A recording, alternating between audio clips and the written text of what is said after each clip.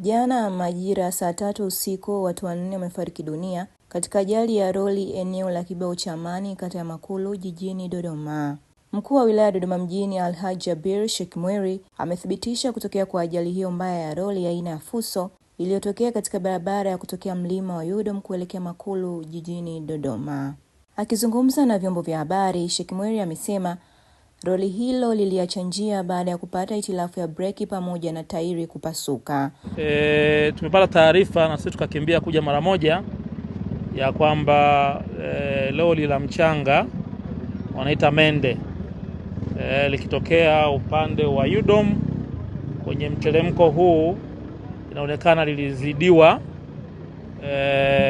speed ilizidi tuseme, na kwa bahati inaonekana bado wanaendelea kufuatilia, pengine kulikuwa na burst ya tairi ikapelekea dereva ashindwe kulidhibiti kwenye kona hapa. Na kwa sababu hiyo ambapo sasa mmejionea hapa pana kijiwe cha vijana wetu wa bodaboda.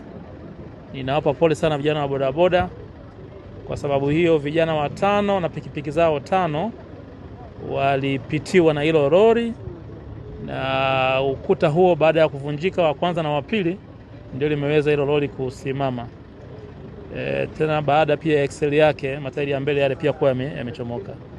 Kwa hiyo tumeona kadhia iliyotokea, moja ni hivyo vifo vya watu 4 sasa. Watu 4, mwanzo tulihisi 5, lakini ni watu 4 na majeruhi 2.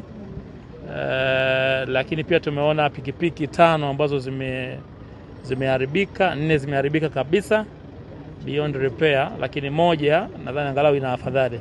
Mkuu wa wilaya Sheikh Mweri ameongeza kuwa ajali kama hiyo si mara ya kwanza kutokea katika eneo hilo, na hivyo mamlaka zinapanga kufanya maboresho na kurekebisha miundombinu ili kuzuia matukio kama hayo kujirudia mara kwa mara. Kama viongozi tukifanya tathmini, ninajulishwa ya kwamba si tukio la kwanza kwenye kona hii. Ukuta ni kama samara ya pili hivi unajengwa baada ya kuwa umepita na kadhia kama hii. Na hii ni kama ajali ya 3 kwenye eneo hili. Kwa hiyo tumechukua hiyo kama jambo la kulifanyia kazi kwa haraka na wenzetu wa barabara kwa maana ya TANROADS, tukiona umuhimu wa vitu viwili. Cha kwanza, kuweka alama ya kona kali kwenye eneo hili. Lakini barabara huwa zinajengwa zinakuwa na kingo zile za kuzuia hata gari ikizidiwa, basi angalau kingo ile inazuia gari. Pia waangalie uwezekano wa kufanya hivyo. Lakini muhimu zaidi, tunaona umuhimu pia kuweka matuta. Angalau kuna tuta upande huu wa chini na mwingine upande wa juu.